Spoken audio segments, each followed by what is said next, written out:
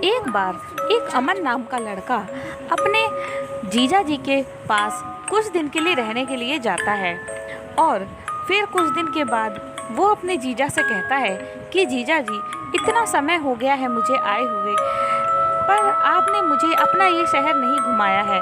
मैं चाहता हूँ कि आप मुझे अपना शहर घुमाएं। इस पर उसके जीजा बोलते हैं, जिसका नाम करण होता है, वो कहते हैं कि ठीक है, मैं 3-4 दिन की छुट्टी ले लेता हूँ, उसके बाद तुम मेरे साथ रोज़ घूमने के लिए चलना। इस पर अमन कहता है कि ठीक है, और अगले ही दिन वो दोनों घूमने के लिए निकल जाते हैं। जब वो कहीं पर घूमकर वापस आ रहे होते हैं, तब रास्ते में एक सुनसान जंगल जैसा पड़ता है। वहाँ पर भी काफ़ी सारी चिड़िया होती है, चहचहाहट होती है, और वो दोनों वहीं पर थोड़ी देर के लिए रुक जाते हैं। फिर एक बार अचानक अमन की नज़र एक पेड़ पर बैठी हुई बहुत ही सुंदर एक चिड़िया के ऊपर पड़ती है।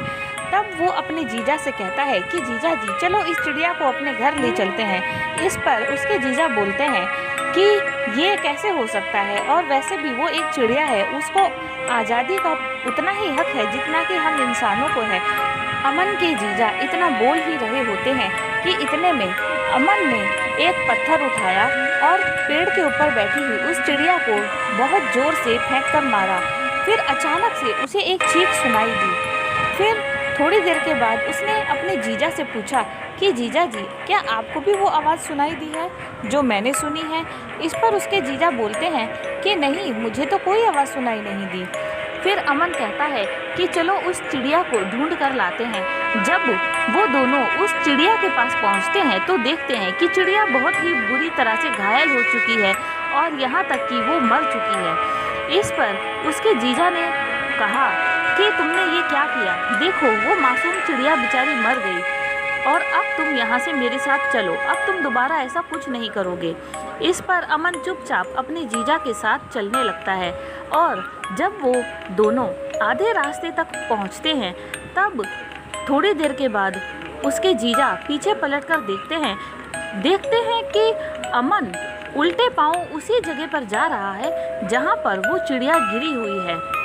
फिर वो अमन से कहते हैं कि तुम ये क्या कर रहे हो, उल्टे पांव क्यों चल रहे हो? इस पर अमन कहता है कि मैं खुद नहीं चल रहा हूँ, बल्कि मुझे ऐसा लग रहा है कि मुझे पीछे से कोई बहुत ज़ोर से खींच रहा है, और मैं इसीलिए उल्टे पांव अपने आप ही खींचा चला जा रहा हूँ।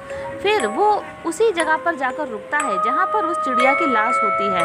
फिर उसके बाद उसके जीजा जी उसे कंधे पर डालकर आगे ले जाते हैं, लेकिन थोड़ी देर के बाद वो उसके कंधे से फिर दोबारा पीछे की तरफ गिर जाता है और उल्टे पांव वापस उस जगह पर पहुंच जाता है।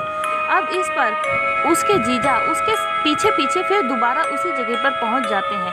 अब उनको दोनों को कुछ ये समझ में नहीं आ रहा होता कि अब वो दोनों क्या करें। फिर उसके बाद दोबारा उसके जीजा अमन को अपने कंधे पर डालते हैं और आगे बढ़ने लगते हैं। इस बार ऐसा कुछ नहीं होता, और वो लोग घर जाने की जगह अपने घर के थोड़ी ही दूरी पर एक ओझा के पास वो दोनों चले जाते हैं, और जो भी कुछ उनके साथ हुआ वो सब कुछ उस ओझा को बताते हैं।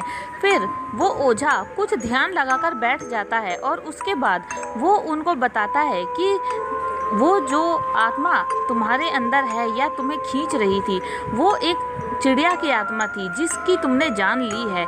फिर वो दोनों ओझा से पूछते हैं कि क्या इसका कोई उपाय हो सकता है। इस पर ओझा ने कहा, हाँ, इसका उपाय है, लेकिन उसके लिए मुझे उस आत्मा को तुम्हारे शरीर में बुलाना पड़ेगा, क्योंकि वो एक बार तुम्हें वैसे भी परेशान कर चुकी है, तो अभी वो तुम्हारे आसपास ही है, ऐसा मुझे महसूस हो रहा है।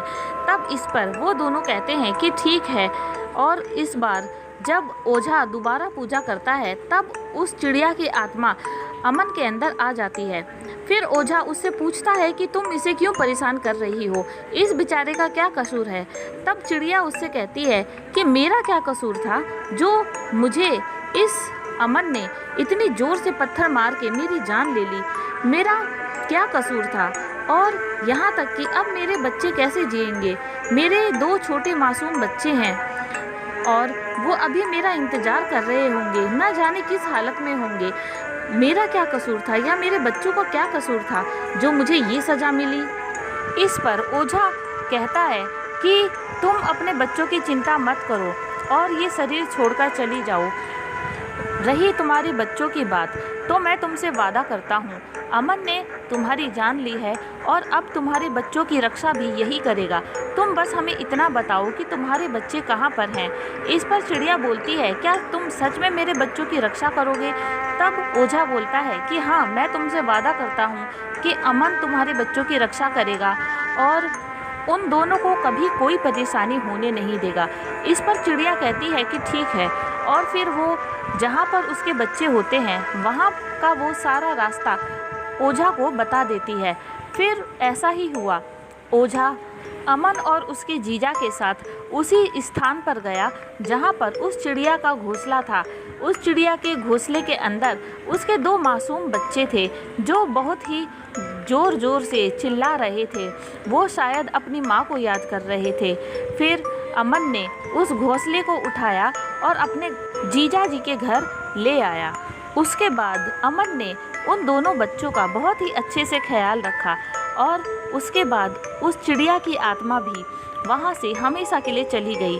गाइस, बच्चे चाहे इंसान के हों या किसी और जानवर के या किसी पंछी के, बच्चे अपने माँ बाप की आत्मा होते हैं। यहाँ तक कि कोई भी जानवर अपने बच्चों से उतना ही प्यार करता है जितना कि हम इंसान अपने बच्चों से करते हैं। अपने बच्चों के लिए हम कुछ भी कर सकते हैं। गाइस, कभी भी अपनी खुशी के लिए किसी और को चोट पहुंचाना बिल्कुल भी ठीक नहीं है।